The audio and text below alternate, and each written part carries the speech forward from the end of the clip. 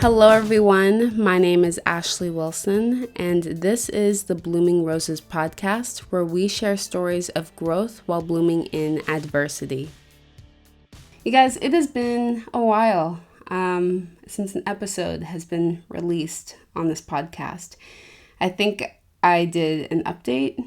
No, I did. I know I did. I did an update a few months ago, and I stated that I was going to be revamping season 5 and that new things are coming and so many things. But I also said that there were a lot of moving parts in my life and also pertaining to the podcast that I was still trying to figure out. Life did pick up. Life did get a little busy, a little crazy. And the podcast honestly did have to take a little bit of a backseat. Had to be on the back burner for a little bit. But we are back, and I do have exciting updates, and I do have some real facts this time of like what's happening with this podcast. And it's no longer of what's the future of this podcast? Will there be any more episodes? I don't know type of answers. No, I actually have legitimate answers now. But I just do want to say a little fair warning. If you hear any outside noise, that is simply because there's yard work being done, and I wanted to get this episode up for you guys, so don't mind that noise. Hopefully my voice is loud enough where you won't hear it as much. But for those who are new to this podcast and those who are new to who I am and everything like that, I'll give you guys a little backstory of who I am and how this podcast came to be. So my name is Ashley. I started a YouTube channel in 2016 called Ashley's Roses, and on there I shared my life of living with cystic fibrosis. Cystic fibrosis is a genetic disease that affects the lungs and other organs of the body. It is a progressive disease, and there is currently no cure for it. There have been a lot of medical advancements over the years, but there's still no cure, and there still needs to be a lot of advocacy and awareness made for it. So I wanted to give people a glimpse of my life of living with that disease. And, since that time, cystic fibrosis has been shown a little bit on TV, but I feel like in recent days, it's more known to people through a film called 5 Feet Apart that was directed by Justin Baldoni. And as much, I will say, I am one of those people who love 5 Feet Apart. I think they did a great job with it. Everyone has their opinions of the film, but I think that was a big step forward in providing awareness in media for cystic fibrosis. Since that time, there's been a few medical shows and a few other movies that have mentioned or shown a little bit of cystic fibrosis, but it definitely made me realize at the time that there aren't a lot of people who are content creators who talk about cystic fibrosis. There is not a lot of cystic fibrosis properly represented in media. And since that time, there are a lot more content creators sharing their stories, and there's a slow progression in Hollywood media of cystic fibrosis, but there's still a long ways to go. But anyways, back in 2016, I started my YouTube channel, and at that time, I was studying psychology no.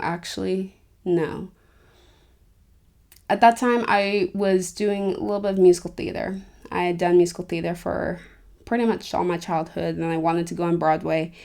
And then towards the end of my wow, Ashley.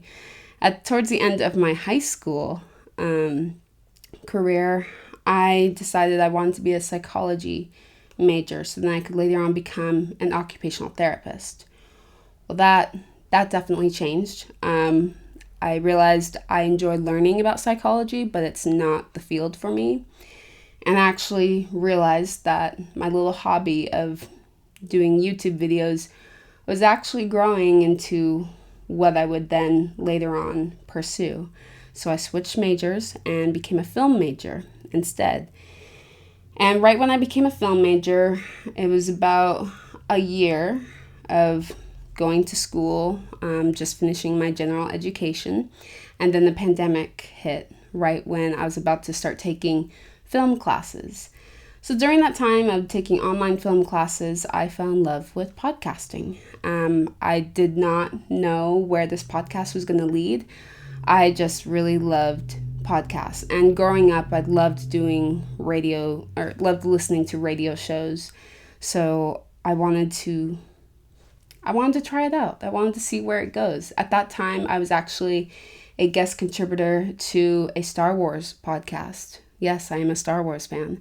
And that podcast is called Unmistakably Star Wars. And that really gave me the little introduction, a little taste to podcasting. So I created Blooming Roses, where we share stories of growth while blooming in adversity.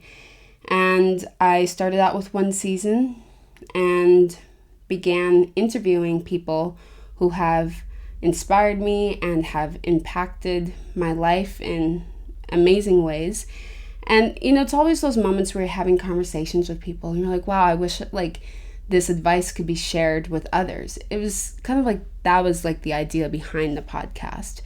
I actually did have a video series on my YouTube channel called The Blooming Roses Project, which is essentially what the podcast became. So that's kind of where the idea kind of came from. And I just moved it to a different platform. Then with Blooming Roses podcast, I was able to interview my old high school teacher, Devin Cleffer, who was one of the hosts and the producers of Unmistakably Star Wars podcast, and interviewed different authors like Rachel Lippincott, author of 5 Feet Apart, and has now gone on and has had amazing books since then, and different content creators, and director Justin Baldoni, and content creator Cassie's Castle, and like the list goes on. And during the pandemic, it was such a perfect time because everyone was at home, so they had time to do interviews. I would say the podcast became a little bit more challenging when I started film school because I had to be focused in my studies, but also everyone was also trying to get back into their life and finding a new routine. So interviewing guests was a little bit harder after that, but I still was able to make it work and have 4 successful seasons. Then season 5 came along, and that's when it got a little bit tricky with everything. But I would say tricky in the best of ways, because since that time and since my moments of posting and then ghosting and then posting and ghosting and being inconsistent with YouTube and the podcast, I was actually growing on the side with something else. So I did go to college for film. I have a Bachelor of Arts in Cinematic Arts and Technology. So I am a film major. My emphasis is producing and also being a script supervisor. But I'm also a screenwriter and a director. But primarily, I'm a producer. I did not think I would get into producing, but turns out I've been doing producing longer than I realized, because by creating my YouTube channel and creating the podcast, I was essentially producing. So that was a little bit of a surprise to me that I've already had a little bit of an introduction to that. So during my time in school, I produced about 7 to 8 films, short films, I believe. 2 were my own, and that I also produced as well. And since that time, I also had the opportunity to write, direct, and produce a 3rd film, which was my first film post-graduation. And I fell in love with the idea of also creating a media production company. So this is when I say that nonchalant, oh yeah, I've done all these short films, but it's been a lot of hard work, and it's been very challenging, and it's pushed me and caused me to grow out of my comfort zone, out of just creating little podcasts from home and making little vlogs. It pushed me because it wasn't just my work that was on the line, it was other people's work and artistry on the line. And that's something that I really value, of being able to work with a team to create something beautiful, to create something meaningful. So right before I was about to graduate college in 2023, spring of 2023, I decided to create my media production company. But not only that, I wanted my company to be like the umbrella of all of my work, and to be the umbrella of promoting my YouTube channel, but also being the producing central, I guess, the production central of the podcast, having the ability to produce independent short films, and also being able to promote different media that comes out of it. And when I say different media, I'll get to that in a second. I went to create my media production company, so I created A Rose Media Co. A is for Ashley. Rose, if you've noticed, with my YouTube channel being called Ashley's Roses, my podcast being called Blooming Roses Podcast, and then having Rose in my company name, there is a reason why. That is because oftentimes little kids cannot say cystic fibrosis, so they say 65 roses. So roses are very significant to me, and it's a little bit of putting a little Easter egg in there about cystic fibrosis in the name of my platforms. So created A Rose Media Co. And from that, I was able to write, direct, and produce my first film, I Choose You, which is actually available for viewing. I actually have it on the company YouTube channel. So I'll make sure I'll link that in the description box of this podcast. But then I was also able to go on and film, direct, produce, co-film, direct, and produce a short documentary called Mezzaluna, which the trailer is available for that, and I'll leave that link in the description bio of this podcast. Then after that, I was able to co-produce a student short film called American Gladio. So I can leave all the information for that. Also, I'll paste anything that I say, I will leave the links in the description box of this episode. Then last fall, so September 2023, is when I wanted to create my third short film. I wanted to write, direct, and produce. At this time, I'd graduated college, and I graduated right into a film strike. If you have not seen it on the news or have read about it or heard about it, there has been lots of strikes for various reasons. Fair pay, the struggles with AI. There's a lot of strikes for various different reasons, but it's been continuous, and it has majorly impacted the film industry. So graduating into that is not easy. It has not been easy. It's still not easy. But something that is beautiful is kind of like the rise of independent filmmakers. And one thing that I've grown to realize that I love and support are independent filmmakers, because there's a lot more passion behind the art. There's a reason of why that film is being made. Not saying that that's not the case with every film in Hollywood, but independent filmmakers, you care about what you're making, and there's a specific reason of why you're making that film. And the primary foundation and meaning behind my company is that anything that I produce, anything that I work with, anything that I create, I want there to be a reason. I want there to be a reason why I'm creating it, and also what is the message? What is the message that I want others to know, and how is this going to impact others? So there always has to be a meaning. I've produced various different genres of films, and I always read the screenplay, and I always speak with the director first, because I want to know what is the message? What is the message behind the film? Why is this film important? Why should I produce it? Why should I help you bring this story to life?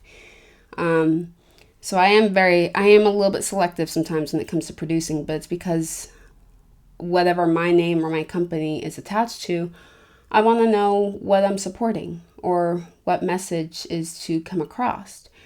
So graduating into the strike, there wasn't a lot of work, and we're kind of just, all of us independent filmmakers are just kind of doing our own thing. So I actually had the opportunity to write a poetry book, and it's called Beauty Grown From Thorns. It's available on Amazon, 65 poems, and what's really cool about that is that these are different poems that I'd written on my phone, and it goes back like 7 years of different experiences, and I was able to grow and expand these poems and write this book. I never imagined I'd ever fall in love with writing poetry, or that these poetry would ever see the light of day, but it did. And it's been such an incredible experience being an independent author and learning about that as well. And I created the book, and I was like, cool, wrote a poetry book. And then a few months later, I just thought about it, and I go, okay, let's make a short film. And I wanted it to be not what people were expecting. A lot of the films that I write or I direct is very narrative. There's a story that's very like hero's journey. You know how it's probably going to end. Or maybe there's a little plot twist or love triangle. You never know. Mine is kind of typical. But I wanted something that people were not expecting. And I wanted it to be experimental. I think some experimental films can be truly fascinating to watch, and I wanted to create that. I wanted to create something that people were not expecting, something new, something that you think you know the storyline, but actually you probably don't. But then maybe it's this storyline where there's like several different storylines going on, but you don't really know for sure. That's the type of story that I wanted to create. So I took a few of the poems from my book, and we were able to create experimental narrative film. And this film, it's going to be released in May. There's going to be an early screening in April where people can buy tickets, but it's going to be fully released to the public on media platforms in May of 2025. So right now we're in the post-production. We're in the sound, mixing, and coloring stage. So we're almost there. It's been quite the learning experience, quite the journey of creating this film. But I'm truly proud of it. I'm proud of everyone who's been a part of it. And it's beautiful. It's different. It is different. It is different from my usual work, but I'm so proud of it. But, we're able to create this during the time of strikes. And over this past year, I think that's one thing I was really struggling with, of what is the future of my company? What are the exact things I want to focus on? And how am I going to balance all of this? But also, how is this going to work when I have so many different avenues? Because I have my YouTube channel where I share my daily life, and also when I have time to edit. Then we have the podcast, and to be completely honest, scheduling time with guests is difficult. I work a 9 to 5, and then I have this as my 5 to 9. So, I'm working all the time, working on many things. So it's a balancing act. So I'm like, well, guests will have to be fewer, and this is going to have to turn into a solo podcast. And so when you have to talk and be the entertainment for a while, that's, you have to try to keep people engaged. So, there's a lot of factors of thinking about that and figuring out what to do with that. And at the same time, writing, directing, producing another film with an amazing team of other producers and other crew and cast.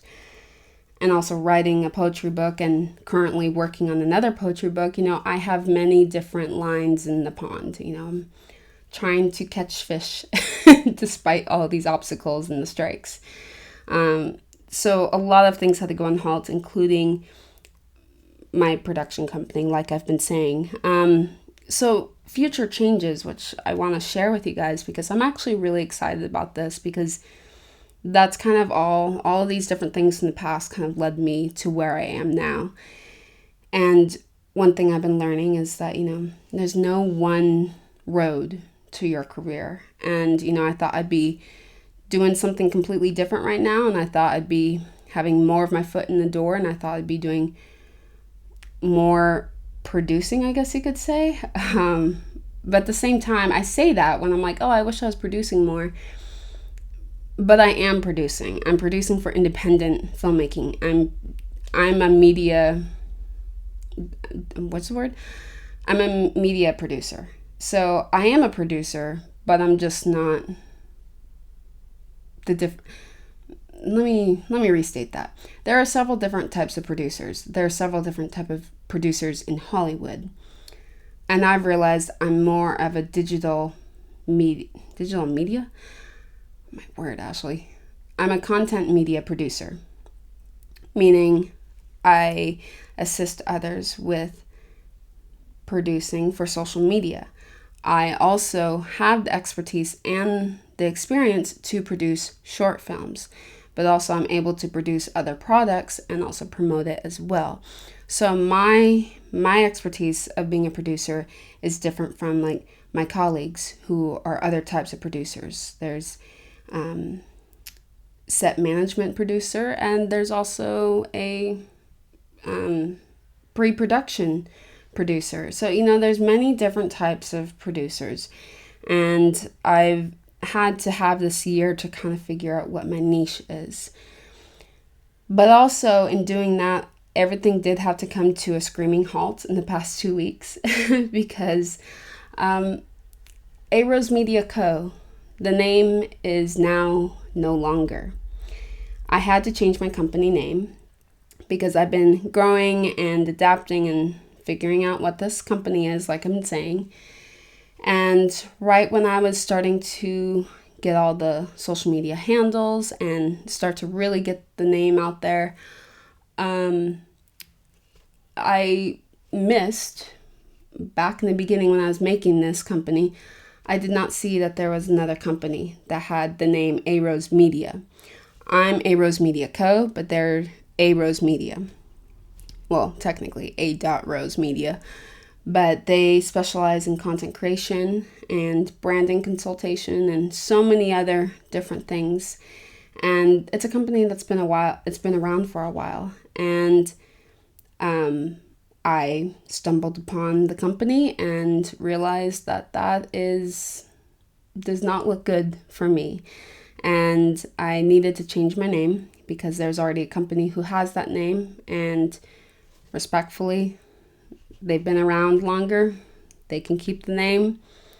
You don't have to come after me. Not that they did. They don't know who I am. But I realized, have to change the name. So I did a lot of research and thinking of what did I want with this company. So I already knew that my company is a media production company. I already knew that I still do YouTube and that things should be promoted every once in a while through my company. I knew that my podcast, which you can listen on all platforms, but also my podcast, the video episodes that I would put out there every once in a while would be shown on Ashley's Roses YouTube channel. But I actually realized this past year that it would be best to bring the podcast video episodes to the company YouTube channel just to keep things cleaner. So my company would now then be producing the video episodes for the podcast. And on top of that, promoting my books, any other future books I have, but also my current poetry book, Grown From Thorns, and promoting and producing my current films, but also any other films that my company is involved with. So I really had to have a strict balance of what would be going where on which channels and platforms, and how did I want that to look. And my company, as I was starting to look at different mood boards and inspiration of what the aesthetic look would be, I realized time and time again, a lot of the things that I put out there, a lot of things that I consult clients with regarding their media, their platforms, their brands, and also what I tend to do for mine is that I have a very timeless and elegant approach. However, no matter what is done, it still is able to continue with the changing of times. There's times when you put things out on social media and things don't age well. But over the years, my style and approach with media is that it's still able to adapt. It can be upgraded every once in a while, yes, but it's still timeless and it's still able to adapt into whatever the aesthetic is. And so I really strive for that timeless but authentic approach with a touch of elegance. And when I say we, my brand consultant, had created the tagline, Rise to Bloom, because, there's different stories to come about. And I love to also take on the stories that there's adversity and you rise through it. That's what a lot of films I'm kind of geared towards when I produce them. So, there's also my tagline, wanted to stay consistent with that. So after a lot of thinking and relating to what my tagline is and the motto of my company, which is creating multimedia content to grow purposefully while seeking change in a modern world. That is where we get the rise. We want to grow purposely and still be able to adapt with the changing times. So I'm thrilled and excited to announce that my new company's name is Roseraie Media, which means rose garden in French. It's so beautiful and it's so elegant, but I feel like it really captures what this company is. And I'm excited for what is to come for this podcast and this company and all the different changes that you will see. I will have to say that the schedule of this podcast will be changing just a little bit. It will be every other week. I'm striving to stick to that for each season. So there will be about 12 episodes per season. And this is the first one. But I did not want the first episode to just be about the name change. But that is something that I had to get out of the way, had to announce as I've been slowly hinting towards this announcement. But I wanted to be able to share it on here with all of you guys. So now when you look up A Rose Media Co., it will not come up, but instead it's Roseraie Media. And you can find that on Instagram, YouTube, LinkedIn, Facebook. And I will spell that for you guys, but it will also be in the description box of this podcast. But it's ROSERAIE Media. And I think it's beautiful. But it is time to go into the next segment of this episode. And we'll continue to talk about the new changes of this company. But this is a segment that I want to start to introduce to this podcast, but we're going to take a quick little break. Want to be great or nothing? I mean, the truth is about the character of Amy, she was one of the characters that I just kept underlining her lines in the book. I mean, she has a line, the world is hard on ambitious girls. And she has the line, I want to be great or nothing about her art. And she's just wonderful. And I thought, when I was reading it again, I was like, oh my God, Amy's so much better than I'd ever given her credit for. And it made me realize too, what an interesting diagnosis of our culture that the character who says most clearly what she wants is the one we hated for so long.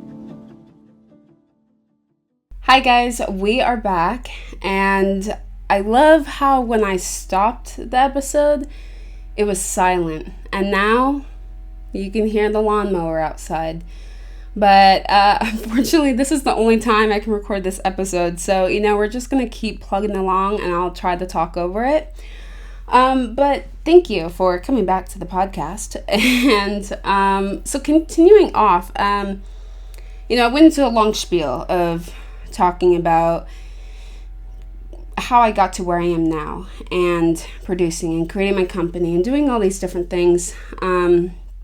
However, one thing that I know people have always kind of been intimidated by or kind of struggled with in their own path of, kind of doing your own thing is kind of like some of the same struggles that I went through, and some of those things that are they're doubting yourself or wondering if you're even capable of doing different things, or like, oh, I'm not ready, or like maybe one day, or like, I should do this, but I don't know where to start. I've struggled with the same thing, and, sometimes we won't always have the answers, but, the one thing I always recommend to people is just start. So with Roseraie Media, besides putting out all of the content that I do, there was a time where I was taking on clients so that I could assist them in growing their platforms and consulting their brands and how they can best reach their full potential. I've currently put a stop on that right now, just a little pause, just because I wanted to make sure that when I did reopen this to having clients again, that I would be able to have the time and fully focus to ensure those clients are getting the advice and consulting that they needed and deserved. Currently I'm kind of doing test runs with some of my friends to see how it affects their accounts and their platforms. So far it's been working, but I'm still working and kind of crafting my ability of consulting and giving feedback and kind of helping people understand social media. So there will be a time when I reopen that with my company. That's just not right now.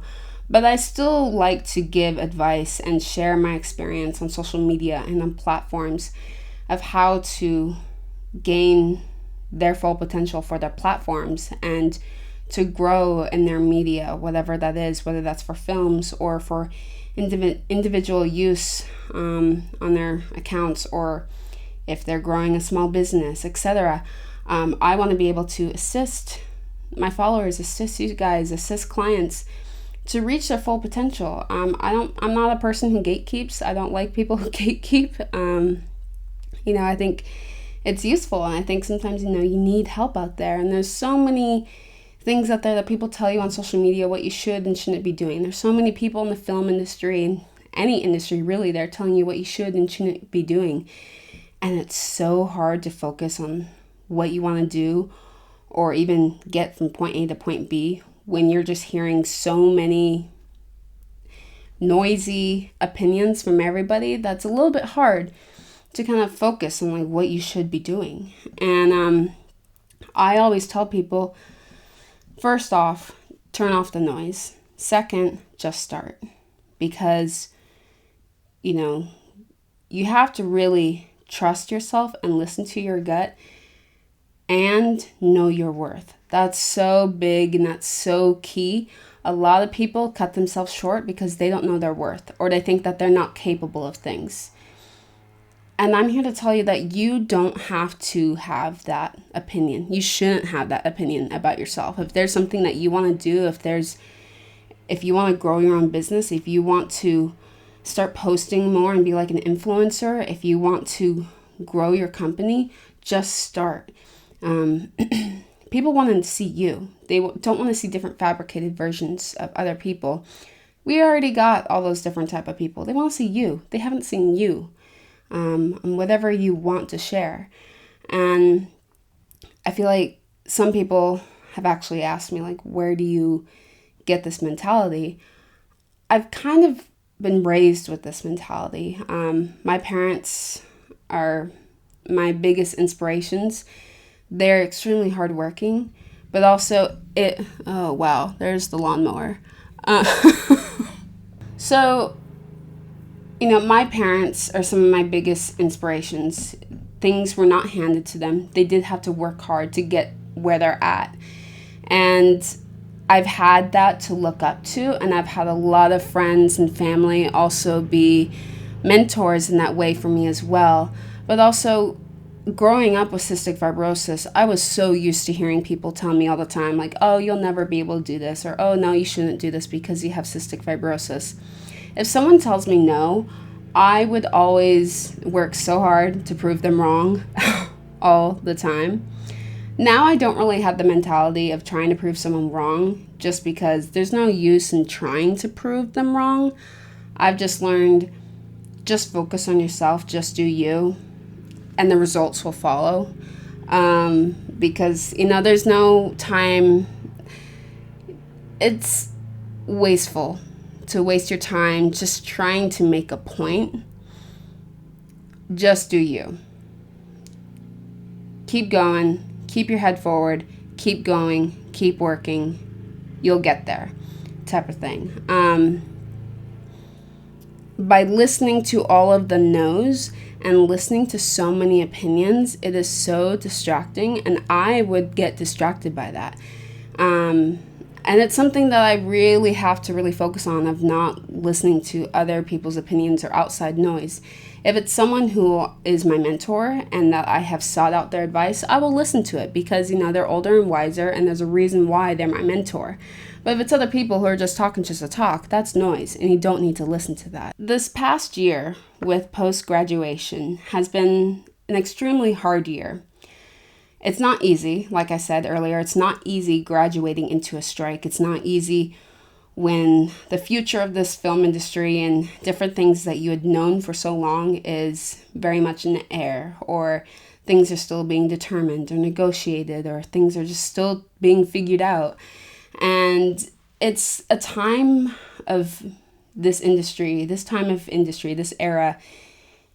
It hasn't really been like this before. It has not. And there's been strikes in the past, but it's never gotten to this point, really, where there's a lot of unpredictable things occurring. And, graduating, everyone's saying you have to do this, you have to do this, you shouldn't do this, you shouldn't do that. And because all of this was new, and because this is new for me, new for others, there were so many opinions being said, so many things that were being said. I got lost in it, and I just listened to everybody. And because of that, it really caused me to doubt myself as a producer, as a writer, as a director, and also the founder of Roseraie Media. I struggled with what did I want the future to look like? What path did I want to go down? Because there are so many of I don't knows. And that was so hard for me to be able to wrap my brain around. And it's actually when I took like a little reset trip and actually continued to work on things here and there very slowly and refresh my mental health.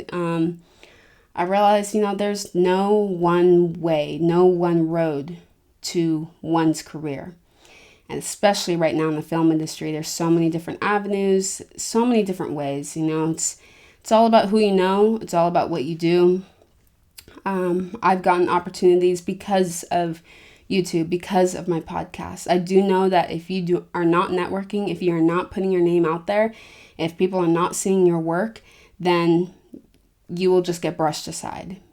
You are considered a nobody, basically, because you have nothing to show of what you've done. So that's still important to keep into play, to still be able to have something to provide and show. But it definitely did push me for what am I learning from this, and how is this affecting other creators? How is this impacting other independent filmmakers? And it really did help me shift my perspective. Over the past few years, I've just kind of learned, don't take no as an answer. There's always another opening, whether that's a door or a window or a little hole in the wall, or just go ahead and take a hammer and make your own door. That's how things have to be sometimes. And that's the mentality that I have. Sometimes the curtains are pulled on every single opening, and you kind of go through those rough moments, and that's okay. But, after a while, you have to reopen those curtains and find that opening and just keep going. If you really want to pursue your careers, if you really want to pursue whatever your goals are, you have to want it. It's not always going to be handed to you. You have to work for it. And that's number one thing I tell people is they're like, I don't know where to start. Just start. Just start creating. Don't be comparing where people are who've been doing this for years. Don't compare someone's chapter 75 to your chapter too, because that's not fair to yourself. You're in a different chapter, in a different phase than that other person is. You have new things to bring to the table than the other person does. Post things on social media, get on LinkedIn, connect with people. That's where it's all about. Get creative. What inspires you, and how do you want to show that in your life, on your platforms? Be yourself, be authentic. And this is kind of going into a segment that I want to bring to the podcast. I have no idea what to call it yet. So if you guys have any ideas, please comment it in the YouTube video that you're watching this on, or on Spotify. There's a little part where you can put your thoughts in, or just message me on social media. But this is a little segment where I'll talk about a little film that I've been liking lately, or kind of taking inspiration from lately. And in this episode, it's Little Women. Little Women is my all-time favorite classic book. And I have just related to a lot of the characters at different seasons of my life. I think they're very relatable to a lot of other people as well. I've watched all of the previous films, but the one that I love the most is the film adaptation by Greta Gerwig. That one, I think she did a beautiful job, because it's a big undertaking to take Little Women. And growing up, I thought I related more to Jo, but I actually relate more to Amy. And there's some little notes in here that kind of stick out to me about Amy March's character, is that she's the type of girl that she puts her all into everything. And she tries her hardest and still sometimes comes up short. Amy was overlooked. She wanted to be loved, but not pushed to the side. She wanted to be included. She wanted to be great or nothing. And she also showed that it's okay to have your doubts. She had her doubts. And I feel like Amy is just a character that's just kind of overlooked. She's just they're like, oh, she just complains. But they don't put into factor of how old she was. She was the youngest. They don't put into that factor. But also, there's so many layers to Amy that people don't realize. So I really relate to Amy, because there are times that I feel overlooked. I know that people underestimate me. I'm fully aware of that. But I put my all into everything. I burn out so quickly because I put my all into things, and I'm learning to rest, but I put my all into everything. I want whatever I put out there to be my best work. It's hard when it's not my best, and it's my second best. And I want to be included. I want to be respected. I don't want to be overlooked, and I don't want to come short. I do have my doubts, and I want to be someone that people can rely on. I want to be someone who puts things out there that make an impact, that make a change. I want to be a part of something that's part of the change. And so there's so many different parts of Amy that I really relate to. And also because I am like an onion.